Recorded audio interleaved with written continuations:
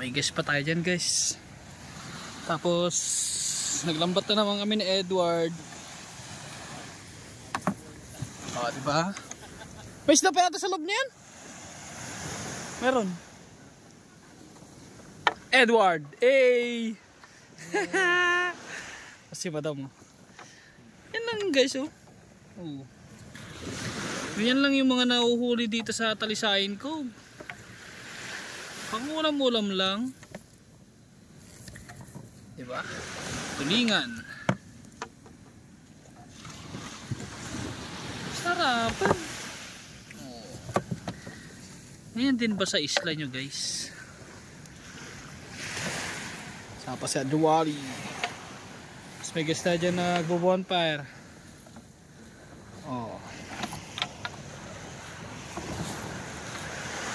Anong ganun lang? Simpleng buhay. Thanks for watching guys. God bless you all. Please like and share.